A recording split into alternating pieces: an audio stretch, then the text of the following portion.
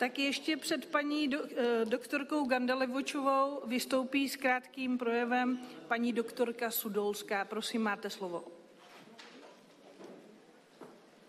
Tak dobré odpoledne všem. Já bych chtěla předem konstatovat, že na tohle vystoupení jsem byla požádána zhruba před 10 minuty, takže si dovolím se předem omluvit za případné přemýšlení v rámci tohohle výstupu. Chtěla bych konstatovat, že je tady důležitý rozsudek z doby covidové. V zastoupení klienta jsme zažalovali přímo ten nástroj, který sloužil k tomu, aby kdokoliv z vás mohl využívat elementární služby, což znamenalo třeba například přístup do akvacentra nebo využívání hotelových služeb a tak dále. Princip fungoval na bázi prokázání takzvané bezinfekčnosti. Já se domnívám, že si to asi všichni dost dobře pamatujete. Jednalo se o přelom roku 2021 a 2022. My jsme zažalovali, napadli jsme poslední opatření tehdejší vlády, ministerstva zdravotnictví.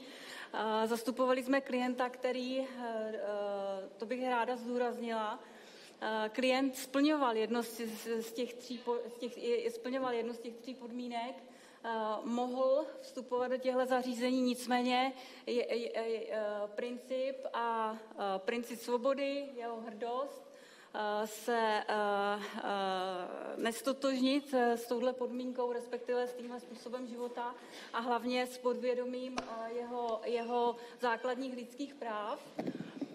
Vedli k tomu, že jsme společně podali žalobu. Žaloba trvala, respektive to soudní řízení trvalo 2 roky. Nejvyšší soud jako předběžnou otázku poslal řízení celé do Lucemburku, k Evropskému soudu, jakožto nejvyššímu soudu Evropské unie.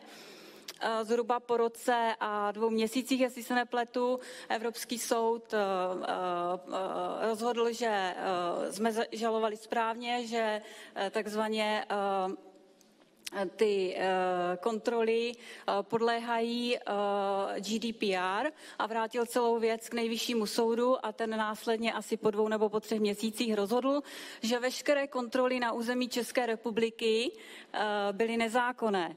Byly nezákonné protože byly v rozporu s listinou základních práv a svobod, s právem na soukromí. Považuji tohle rozhodnutí za velice precedentní a jsem nesmírně ráda, že jsme žalovali a že jsme byli úspěšní. Děkuju.